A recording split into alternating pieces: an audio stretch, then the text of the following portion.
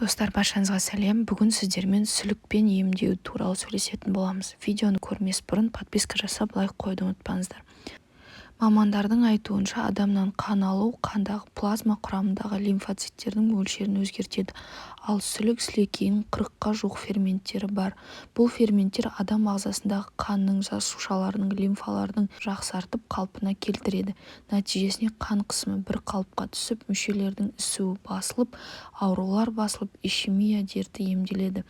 Ең бастысы, адам ағзасындағы барлық қан айналым жүйесінің жұмысы қалыпқа түседі. Ем қабылдау сүйек, бұлшықеттер және буындарға оң әсерін тигізеді. Сүлікпен емдеудің арқасында қанның ұйығаны тарқап, зарарсыз ісіктер жазылып, иммунитет көтеріліп, зат алмасу процесі жақсарады. Сонымен қатар бұл жәндікпен емдеу адам ағзасындағы энергетиканы қалыпқа түсіріп, көңіл күйді көтеріп, ашушаңды басып, күйзелістен шығарып, ішкі қорқынышты басады.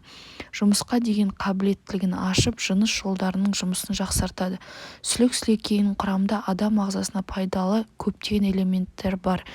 Олар денеге жабысып шаққаннан кейін бірден ауыртпайтын фермент бөледі де ем барысында оны қадалып жабысып тұрғандығы білінбейді. Шаққан жеріндегі тамырлар кеңейіп қан ағады. Ем барысында сүліктер бірден қанды ағызып, бірде қан құрамында түрлі ферменттер бөліп жіберіп отырады. Медициналық сүліктер тек қана қанды ғана емес, сонымен қатар ағзаны жасартатын қасиетке ие. Сол себепті оларды косметологияда өте жиі қолданады.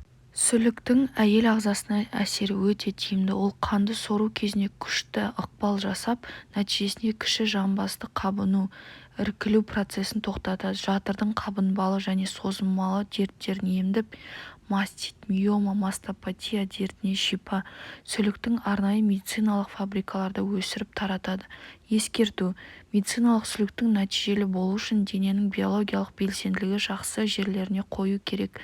Бір емге пайдаланылған сүліктерді келесі емге қолдануға болмайды, сондықтан оларды өлтіріп тастайды. Сүлікпен ем қабылдаған соң 1-2 тәулік суға түсуге болмайды. 4-тен көп сүлік пайдаланып ем қабылдаған жағдайда емделуші 1-2 күн төсек режимін сақтауы керек.